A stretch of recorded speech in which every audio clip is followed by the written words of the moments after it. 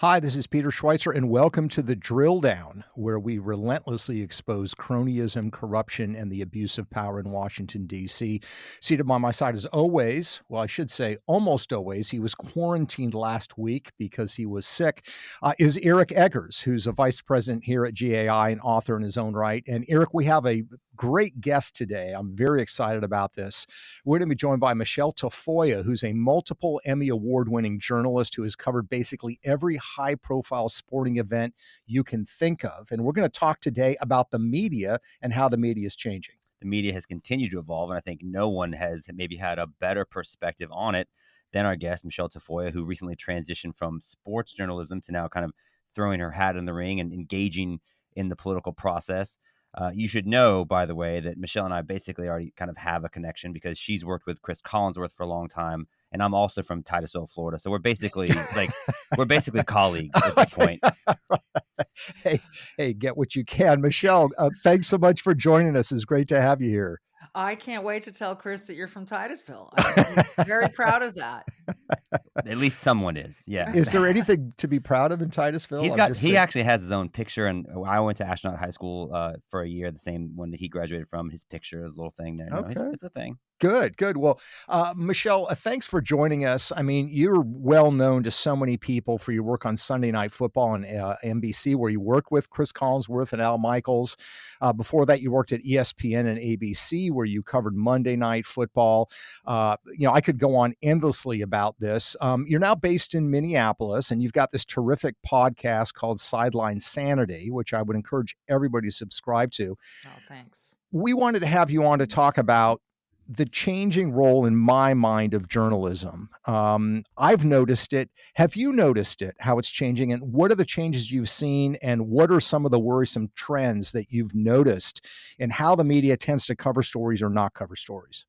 This is one I'm torn on. I'm a history buff. I love reading about history. And the more history I read, particularly American history, the more I realize that a lot of politics has seeped into the media for a long, long time. That it tainted things from long ago, from even before the Constitution was written, and in colonial America. And so it's always been there. When people realize that a publication can influence so many people, then they think, wow, all right, well, let's influence them to our way of thinking. Now, I do think it has been terribly one-sided for a long time, and now you've got other iterations of news channels like Fox News and Newsmax, and some that are even further to the right, trying to provide a balance. But I think one of the major changes is that while many journalists in the past were strictly journalists who wanted to find truth, who wanted to find objectivity in their coverage, it seems to me today that a lot of journalists want to insert themselves into the story more. They want to be the story. And there's certainly journalism schools, and journalists in general are agenda driven. And there's no doubt about that in my mind. You can't even mask it anymore. And for me, it's really difficult to pick up any publication and go, okay, I've got to decide, where is this writer coming from? What is their point of view? How do I read this with some skepticism? Because I have to. And I don't care where you read, you have to approach it with that mind of, get out of their echo chamber and try to read this with some objectivity. But it's difficult to pick up anything anymore, any publication, and think, I'm going to get the truth here. It's really disappointing. We'd love to talk about the role that social media plays in that, and if that's maybe a change over the last 5 years. Peter and I produced a documentary about social media, Facebook, Twitter, and the way it sort of can silo off perspectives, keep things censored from public discourse. But I think another impact it has is it's made the reporters, as you noted, maybe instead of somebody that's telling someone else's story, they become the story, and they get a lot of adulation and feedback in the echo chamber of social media for having a perspective that's, I think, rewarded by the algorithm, which rewards maybe a more progressive political perspective. Do you see that at all? And I guess, how do you feel like social media has impacted journalism? Well, a lot of the times people just now want so much to be first, because rather than getting it to a printing press now, or getting a tape to, remember that scene in broadcast news where they're running the tape through the newsroom and they're trying to get Right. it to air on time. Instead of that, we can immediately post. I can post right now while I'm talking to you guys and know that whatever I'm posting is going to be out there like that. You have a huge social media following. We'd actually prefer it if you would, Michele. That'd be great for us. I will promote the heck out of this. Thanks. Yeah. Uh, it's crazy though, because I remember when Twitter first came on the scene, and we were encouraged as journalists. I was a Monday Night Football at the time to tweet, tweet, tweet, and there was this encouragement to just be first with anything instead of being right. I can say that that was not Monday Night Football's approach, and it certainly wasn't Sunday Night Football's approach, but it was sort of the ESPN approach was just, get the news out there, be first, be first. We always on Monday night and Sunday night wanted to be right. I mean, of course you want to be first. You want to break a story, but you want to be right. And I think I guess I just felt sort of in the minority many times as a reporter who I so wanted to get stuff right. I so wanted to be good on my sources and let them know that whatever they told me on background was on background. Whatever they told me was off the record was off the record. That takes years to build that kind of trust. It takes years to cultivate those relationships. I mean, really. And so for me, it was always before I hit send on anything, I wanted to make sure, damn it, that I was right. But what has replaced that now, to be first, opinions, you don't have to be right, right? You can tweet out an opinion about something or an observation that it doesn't have to have the facts to back it up, or doesn't have to have a source to back it up. It's just your observation that gets out there, and people just start repeating that stuff. And I've seen this up close and personal with my kids. I've Yeah. got a 17 and a 14-year-old, and they'll sit there with their device and go, "Oh, mom, did you hear about da da da?" And I'll start firing back questions to them, and they don't always have good answers. So it really is amazing how much gets out there in front of eyeballs that is headline worthy or clickbait that has no other substance to it. Yeah, it seems to me that there is this pressure that social media has brought to be quick. There's also, I think, a generational change that's taking place. I mean, it seems like, look, we can create this myth, about Walter Cronkite and the older generation, being just about the facts. We know that there was political involvement and manipulation, but now it seems so much more out there. I mean, it seemed like in the case of the coverage of Donald Trump, whatever one thinks of Donald Trump. The New York Times ran a piece on its front page, not on its opinion page, basically saying after Trump got elected that we are now part of the opposition. In other words, we have a moral duty to oppose this president that transcends journalism. And I'm wondering if you saw something similar in the sports media. You certainly had the Colin Kaepernick story. You had other instances. But the thing that concerns me here is, honestly, if I'm turning on sports news or I'm reading the New York Times, I'm not particularly concerned about the opinion of the reporter. I want to actually hear about the story, Yeah. both sides of the story. I don't really care what a 26-year-old reporter at one of these locations, wants to tell me about what they think is going on. Yeah. There's certainly uh, there's certainly a stronger left-leaning opinion in the media everywhere, and certainly that's true in sports. There's no denying it. And so I remember after Trump's election, certainly with the whole Kaepernick thing, and those two things were very tightly related. Um, that certain reporters would ask questions. I'd be in press conferences or on phone calls with multiple reporters, and the way they'd frame their questions would assume, for instance, that the person that they were talking to, the athlete or whomever they were talking to, agreed with them on stuff. Yeah, like, you want to get more involved in getting out the vote, don't you? Yeah, Right. leading questions like that. That to me, and I remember calling one of my friends on it. I called him later and I said, "Dude, do you realize how that sounded? You're better than that, man. You're better than that." And he sort of, he copped to it and said, "Yeah, I guess I get a little of that. I let it get to me." But that's that shouldn't be acceptable to you as a professional journalist. That should not. But these leading questions or this assumption, you agree with me, don't you, about this and that and the other, and I just couldn't stand that. I really tried to keep out of that kind of fray and just ask really well-crafted questions to the extent that I was capable of that. But so I did observe that. Um, I did see reporters or columnists siding, taking sides on an issue and amplifying some issues and, kind of ignoring others. So there's no question that that happens. But you're right about Cronkite, right? I mean, we all thought that was just the purity of journalism and all of that, but history shows it's always been there. I think it's just so much more blatantly so now. Yeah. I'd love to know, because you do live in Minnesota, and so I'm assuming you were in Minnesota and in the Minneapolis area during the summer of 2020. Mm. And so I would just kind of love to get your perspective as somebody that works in the media and then seeing the impact of the George Floyd summer and how it impacted. I mean, what you just said about getting out the vote, that's a direct result of the protests and things that emerged out of the George Floyd thing. And I think it brought about this like merger of sports, culture, and politics. And it undoubtedly had an impact, I think, that was beneficial to Democrat political candidates because you're leveraging the cultural sway in the name of get out the vote. But I think kind of like the Zuckerberg money that went to the elections with an intended outcome, right? Like they weren't getting involved to get out the vote for Donald Trump.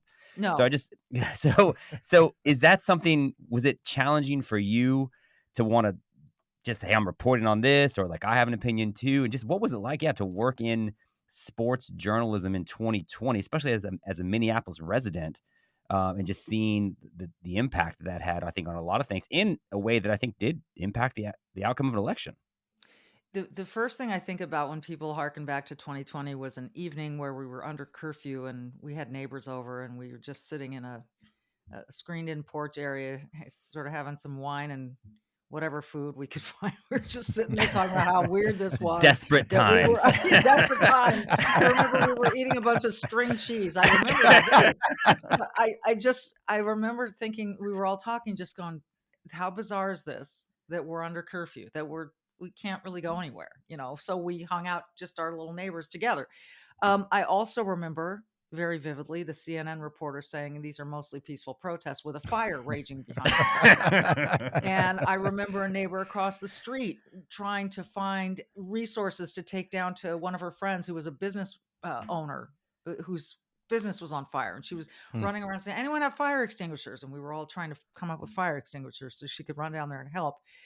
I just remember it being so lopsided that, this is the voice of the oppressed, and what about all these business owners who were just getting hammered? I mean, and it's really never come back. I mean, I avoid that part of town, Hmm. which is really sad to me. I've been here about 25 years now, and it's sad to me to see what I once considered a really safe, lovely city just kind of crumble. But yes, then all of that, 2020 was such a bizarre year. And then we, of course, that was a COVID reaction too. And it makes you wonder, if we hadn't been on lockdown, would the riots and all of that been the same? Do you know what I mean? Right. Would it have Right. been as vociferous? Would have been as much of an out? Now it's possible it could have. It's possible COVID could have had nothing to do with that. But the forgiveness of that kind of assembly, where the rest of us were being locked down and told to wear masks and not go anywhere and not go to school, but you can go riot in the streets. Right. So it was clearly there was this double standard of what was acceptable assembly, and so it, it trickled into sport certainly, but I think for the NFL season under that COVID bubble, it was just everything was so different that year that I think once we got to the football season and we were hoping COVID would be over by then, and it wasn't. It was more about those restrictions and not have we didn't have the same access to players and coaches and teams that we always had. We had to do all our meetings like we are right now on Skype. We couldn't go sit and if we wanted to go to practice, we had to present a negative COVID test, and all we were testing 3 times a week and all this stuff. So it became much more about COVID by that point, by the time the whole sports thing started. However, I will say that the Black Lives Matter protest and all of those things were very much part of the picture. You had end zones with things like stop hate and that kind of thing painted in them. And so it was this amazing coalescence of social issues, Yeah. bubbled up at one time while you're wearing a mask. So it's a blur, but I do know it wasn't pleasant, and certainly wasn't as much fun. It was definitely a perfect storm in 2020, and Minneapolis was a great city. I haven't been there since 2020, but I've heard how much it's changed. But I'm wondering, Michelle, kind of looking at the problem that we've identified with the changing media landscape, what is the solution? Is the solution what we're seeing now, this growth in new media platforms? I mean, you've got your podcast, Sideline Sanity, you've got other podcasts, you've got alternative news outlets. Is that a good thing in your mind? Does that sow more confusion, or is that a healthy thing to see this growth in media outlets and various opinions? It seems to me like I read the New York Times for 25 years every day, and I finally in 2020, 2021 just canceled it Yeah. because it was no longer sort of I always knew it was liberal, but it was no longer the defining sort of news authority. We don't have that anymore, and I don't think we're ever going to have that anymore. That's probably a good thing, right? I guess so, because you don't want one resource to be the dominant, hub of news. Because again, they know that, and they go, "Look at us, we're getting all the readers, we're getting all the eyeballs, so we can influence this thing any way we want." I do think the growth of Substack is really interesting, and when I was in business school after college, I went to business school, and I remember this notion of you would have all these players come into an industry, at like a Substack or podcast, and then there would eventually be this shakeout, and the successful ones would survive. Now, what's going to define success here? I love Substack. I love getting a variety of opinions. And I've always said more speech, not less. And so I think to find these viewpoints, I think still, however, one of my favorites is the Free Press, the Barry Weiss site. Yeah. I do think she does a tremendous job at representing a lot of different opinions, a lot of different people's voices. So that is one that I really appreciate. I think that they make an effort to do that more than most. I do tend to trust the Wall Street Journal, but again, I gravitate toward their editorial page because it kind of echoes the way that I feel about things. That's the danger. We find ourselves in these little echo chambers, and we forget or we ignore the fact that there are these massive opposing viewpoints outside of that. So, and I think that's why we get so surprised with these elections sometimes, is because we've been reading our own stuff and believing it, and so supportive of it, and then but there's this other bubble, and we just don't realize how big it is. So I do think more voices are better. I do think all these outlets are better, and I do think there will be a shakeout, and that the strong will survive. But I certainly hope that I don't know. I am the toothpaste is so far out of the tube, as far as this opinion journalism. I don't know how we're ever going to get it back. I don't know that real journalists exist anymore. Very few of them do. Present company excluded, of course. Well, I'd love to know how your opinion of media has changed, or maybe what's one thing that surprised you, or one thing that's made you change your mind as you've transitioned from somebody that has been an active and working journalist to now somebody that's more in the political realm. You left NBC and you joined as a consultant for a Republican candidate for governor in Minnesota. So now it's kind of, you're having to work with the media or try to do things to get it covered. And I just wonder like what that experience has been like for you, and how that's shaped your take on the media. Uh, I don't know if it's shaped my take on the media. My take on the media tends to continuously go down in a downward slope. My opinion. I see more and more stuff all the time where I just shake my head. I really do, and I could come up with a myriad of examples, but I'm not going to do that. What I will say is, being part of a political process that you mentioned, Kendall Qualls was a candidate running for governor, who I thought was obviously I thought was very promising. Otherwise, I wouldn't have gotten involved. What happened at that Republican convention? They have a nominating convention here in Minnesota. Was disgusting to me. Mm. I like, honestly, it was such an eye opener of how grotesque this process can be to nominate someone. Can you elaborate? Because I would imagine most of our listeners or viewers probably are unfamiliar with what all happened and what's entailed in that process. Yeah, so we had, I think, started with 5 or 7 candidates that went to this nominating convention, and then the delegates vote. Not the general. This is not a primary. These are delegates, right? So they're very, very into this, which makes them already not representative of of the mainstream. So they are very, very into this party and this party platform and who's going to represent it. So you go through the vote, one drops out. You go through the vote, the next 2 drop out, and those delegates move on to other people. Well, Kendall, my candidate, moved into the lead, and the person who was just behind him went to his office and said, "Make me your lieutenant governor, and I'll give you all my delegates." That's the deal, right? And Kendall said, "I've never made such a deal, and I'm not going to make that kind of a deal. I haven't decided on my lieutenant governor." This candidate then went out on stage and said, "Well, I've just been lied to by Kendall Qualls," and Mm. spewed this. So just told this whole spun this tale that was completely fabricated and untrue. And so he said, "So I'd like all my delegates to vote for the other guy." Mm. So, Mm. so this is how it happened, and we Mhm. ended up with a candidate who was less than ideal. And Kendall's still very active out there, and he's involved in a lot of really great causes here in Minnesota. But to see that happen, it was so sleazy and slimy and dishonest that I felt, that idea of I got to go take a shower. I felt that grimy afterwards, and it was incredibly disappointing. And I, quite frankly, lost faith in politics in general. Yeah. Well, for good reason, and a lot of people have, and this is something we deal with all the time, Michelle. When we do our researching and report, people see what we expose, they get disheartened, and they say, "Well, I'm just going to get out of the process." And our Oh, response to them always is, "Don't do that. That's what the corrupt people want you to yes. do, because the decent people leave."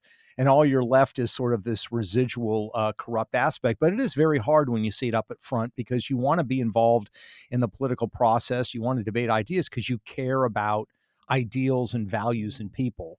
Yeah. And oftentimes you get in the middle of the muck. Wait, is that why you started the podcast though? Because you left, you were going to kind of be in politics and you wanted to engage, but you were so disillusioned by what happened with your candidate that you're like, I'm out. I'm going to do something else. The podcast started first. I mean, Okay. the idea for the podcast started first. I mean, I was happy to support Kendall, and if he ran again, I'd support him again.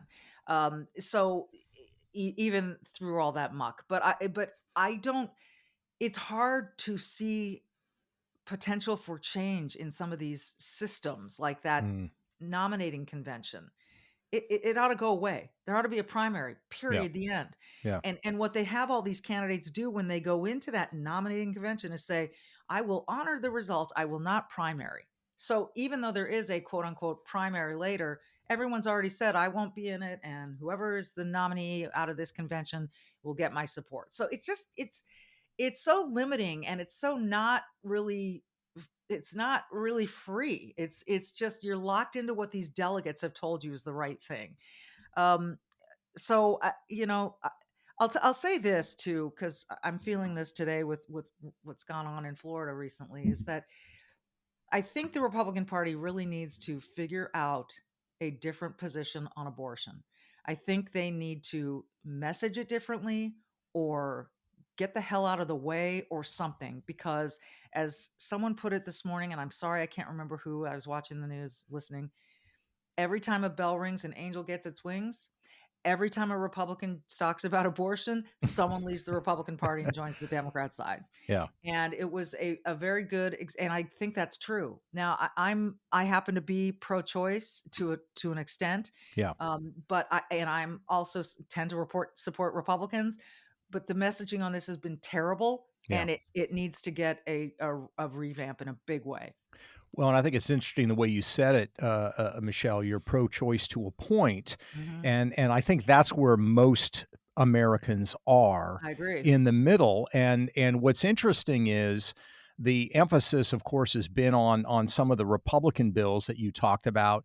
If you look at the Democrat side of the equation, the Democratic national position is basically abortion up through 9 months, Yeah. which is extremely unpopular. So I agree with you. I think there's a messaging issue. I think there's going to be a consensus point reached here, but the messaging has been absolutely terrible, Yeah. because the position that the National Democrats have, I think, is very extreme as well, and not particularly popular. Also, Maybe another example of media bias, right? Because right, those bills on the Democrat side don't get highlighted and publicized to the right, extent that, as you're hearing about Republican initiatives in Florida, you're not hearing about the initiatives to make abortion legal up until 9 months. We've even seen some examples like it literally you could have it right up until the point of birth. yeah, It's yeah, brutal. It's I mean, that is extraordinary, and everyone will come at you with, "But there's this example of this right, exception." right, Well, I mean, it's infinite. They'll come up with these yeah. exceptions to infinity and beyond, and it's yeah, the messaging has got to change. But I also think,